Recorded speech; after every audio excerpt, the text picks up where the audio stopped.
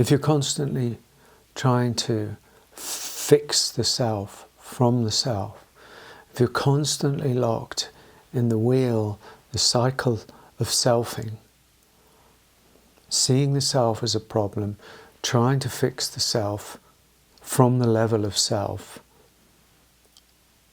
If I can only do this, if I can get rid of this bit, if I can heal this bit, if I can attend to this bit, if I can get rid of this bit, you're going to get caught on an endless wheel. An endless wheel of suffering. Really something else needs to happen. And that's awareness needs to happen.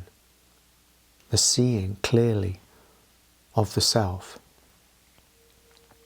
The seeing clearly of the self that gets stuck in its habitual patterns and carries those patterns from childhood to future, from past into future.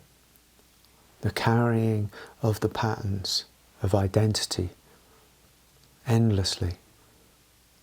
And to see that the self cannot fix the self. The self can be seen by awareness. It doesn't have to be detached. It doesn't have to be bypassing. It has to be integrated, of course, because that awareness then obviously is an unconditional awareness that allows then, what has been hidden, neglected, pushed into the shadows to come forward, to be embraced and loved and known and welcomed into the deeper field of unconditional awareness. But without knowing that that field of unconditional loving awareness is who we are, then we stay stuck on the wheel of self, the endless wheel of the small self, we could call the ego self if you want, that goes round and round and round and round, seeking solutions to the problem that it's creating. You see how absurd that is? It's like a corrupt politician investigating themselves. It doesn't work. It's like, as Alan Watts alluded to, it's like an arrow trying to point an arrow at itself.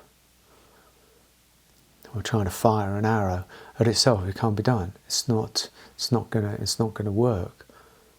Because it's always moving outwards. It's always moving into. And so this is the necessity of seeing clearly. And you can only see clearly when you sit back, really move backwards into a deeper awareness, a deeper stillness, silence. Don't objectify or conceptualize anything that's being said here. Just feel it. Feel whether it's true for you. If it's not true for you, it doesn't matter. But if it calls you, then consider it and play with it. Play with it by seeing the self that moves through time. The pattern of self, the architecture, the individuation that moves through time incessantly.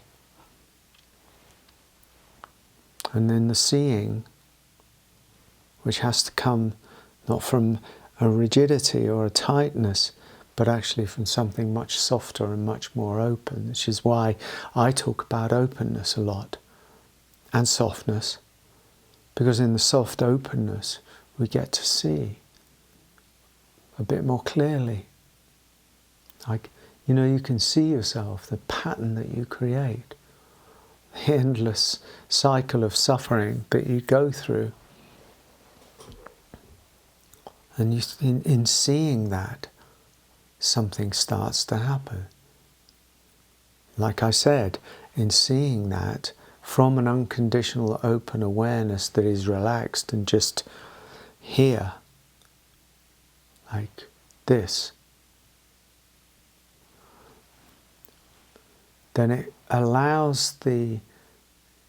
offers the availability for unmet shadows and ghosts and all manner of old feelings, old emotions to come up, to dissolve into the healing waters of now, without us having to do very much. This is the field of love that I've talked about so much. It's not mysterious, it's not weird, it's just the truth of things. And it's in everybody. It's our latent, essential nature. And so we get to stop the endless chain of self trying to fix self. And instead we allow the possibility of self being seen clearly. And in that sense, loved. To love the self, even with all its, broken bits.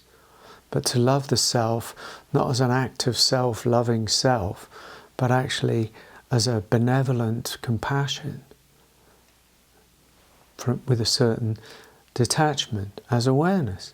Awareness is not, even though, we think of awareness as just being stark, just what is, but in this sense, I'm sort of playing with it a little bit more to see that actually that awareness has a benevolent detachment to it, a compassionate quality to it, an unconditional quality to it. To me, it's unconditional love. And in unconditional love do we heal. In unconditional love do we heal. If we suddenly, or might happen at some point, sort of run into God, the true God, the vast God, not the denominational, pious, religious God, but a true God of unconditional love, in that meeting,